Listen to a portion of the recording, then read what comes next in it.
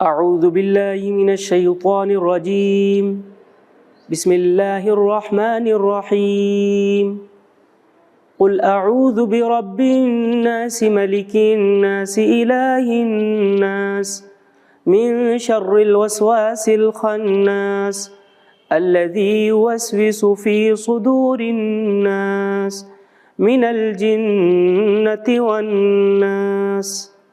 صدق اللہ العظیم۔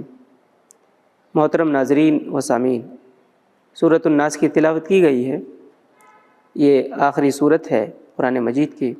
ترجمہ اس سورت کا اس طرح سے ہے، اللہ رب العزت نے ارشاد فرمایا، کہو میں پناہ مانگتا ہوں انسانوں کے رب، انسانوں کے بادشاہ، انسانوں کے حقیقی معبود کی، اس وسوسہ ڈالنے والے کے شر سے جو بار بار پلٹ کر آتا ہے، جو لوگوں کے دلوں میں وسوسہ ڈالتا ہے، خواہ وہ جنوں میں سے ہو یا انسانوں میں سے۔ سورۃ الناس ہے یہ۔ اس سے پہلے سورہ فلق کے اندر پناہ چاہنے کا مفہوم اختصار کے ساتھ بیان کرنے کی کوشش کی گئی تھی۔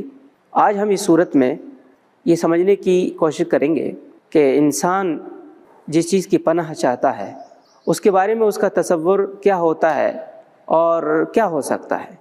ظاہر ہے کہ پناہ اسی سے چاہی جائے گی، اسی سے چاہی جاتی ہے کہ جس کے بارے میں یہ یقین ہو کہ یہ مصیبت اور پریشانی سے بچانے والا ہے، بچانے والی ذات ہے، اور اس کے اندر یہ قدرت ہے۔ اسلام کی تعلیم یہی ہے، اسلام ہم کو یہی سکھاتا ہے کہ یہ قدرت صرف اور صرف اللہ میں ہے۔ اس لیے صورتوں کے اندر پناہ چاہنے کی تعلیم کے ساتھ ساتھ اللہ تعالیٰ کی ان صفات کا بھی ذکر کیا گیا ہے، وہ صفات بیان کی گئی ہیں جو پناہ دینے والے کے لیے ضروری ہیں، جیسا کہ سورہ فلق کے اندر بھی وہ صفات آئی ہیں۔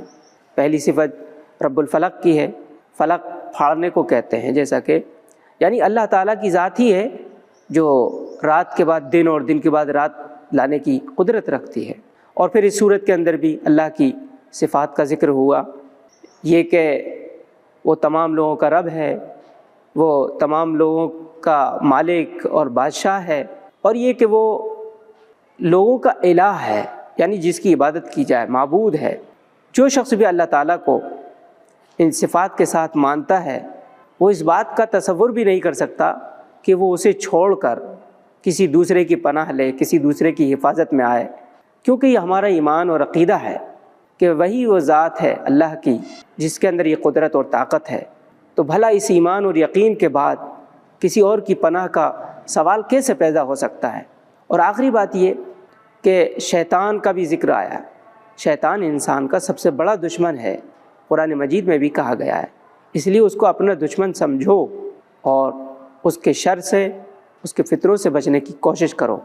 صرف وہ کوشش کر سکتا ہے، لیکن اس کی کوشش کو ناکام بنانا یہ ہمارے اختیار میں ہے۔ اللہ تعالیٰ ہم کو ہر طرح کے شرور اور فتن سے محفوظ رکھے اور اپنی پناہ میں لے لے، یہی اللہ تعالیٰ سے دعا ہے۔ آمین وآخر دعوانا الحمدللہ رب العالمین، والسلام علیکم ورحمۃ اللہ وبرکاتہ۔